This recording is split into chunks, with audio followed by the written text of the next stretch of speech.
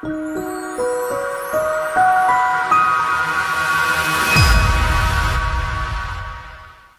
friends, it's Claire from ScrappyNerdUK and welcome to my video for UK Scrap Addicts. Today I am up on the blog, YouTube and Instagram with this layout. So this month's theme is to use small photos. Now to me, small photos work really well in a traveller's notebook. This is something you don't see very often from me on my channel, over on my main channel, but it is something that I am working in more and more, especially with small photos. They really lend themselves well to traveller's notebook layouts. So I've had this paper from Paige Evans' Oh My Heart collection in my stash forever, and I haven't really known what to do with it. I love it, but I didn't really know what to do with it. Now this is going to be perfect for this photo. So I've moved house recently and I've got this in my dining room. I've got this lovely bookcase and I really wanted a little nook area for somewhere that I could go and sit and read. And so I've got a little chair and I've bought a little footstool and I've taken a photograph of it because I like documenting the here and now, so how things look now. So it may be a random photo of a bookcase and a chair, but it means something. And I'm going to put journaling on this, which is something I very rarely do. So you can see here, I've just cut down that paper so it fits in there. I have cut it in half because in a traveller's notebook, if you try and put the paper so it bends in the middle, it makes the album really bulky. So I've cut that in half and you've got a little white strip down the middle, which I'm not too fussed about. So I'm just going through the bits of ephemera left that I've got from this collection, and literally this is all I've got left.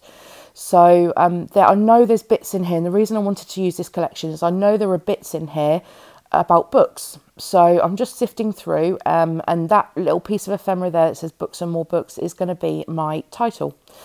So I'm going to, the photograph there, I've printed that on my HP Sprocket. So there are a few little photo printers out there available if you're looking to print small photos. So you've got the Sprocket and you've got the Instax as well. Both print, I think, a very similar size. I think there's a bigger Instax one as well. You can print in a 3x3 size. So, or you can just print them on a 4x6 and cut them down if you prefer. So here I've just fussy cut all those little pieces out, and I'm going to use those as ephemera. I think they were on the cut apart sheet in the on one of the papers or in the 6x6 paper pad. So I'm just going to layer all of those up around the photograph to create my embellishing. And I try not to add too much bulk into a traveller's notebook spread, but I equally don't want it to look too flat. So I'm very careful with how much dimension that I add on. So those little books that I fussy cut out, I did just pop some foam adhesive behind to give it a little bit of height, and I'm going to pop those there. And that little bit that says jeans, t-shirt, top knot is going to just hide behind that little stack of books. And that is that little cluster done. I did consider adding a glassine bag to put some hidden journaling, but that green bit of paper to the right hand side has got lines on. I thought that'd be a perfect spot just to add journaling straight onto the page.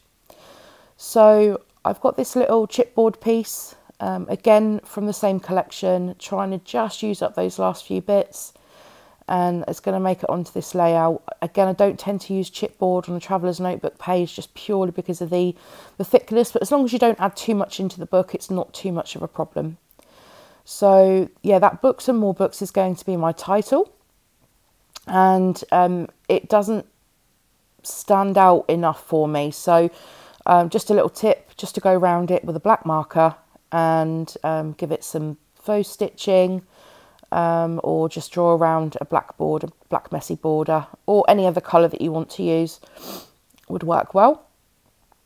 And because chipboard has a habit of falling off, just adding some wet adhesive onto this And then I wanted to mirror some of that faux stitching, so I also go around the, once that's all stuck down, I also go around the little clipboard piece there as well and add the faux stitching. Ignore my head in shot. Add some faux stitching around to that.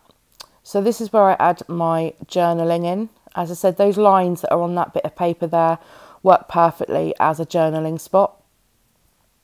So I just put on there, I can't remember what I write in the end. I love a good book. I couldn't resist making this little area a fast forward cozy spot for me to snuggle up in with a good read. My book collection has had to be I'll put my hand in the way just as I'm reading it for you. Had to be, what have I put? Something down a little bit, resize down a little bit. I don't know.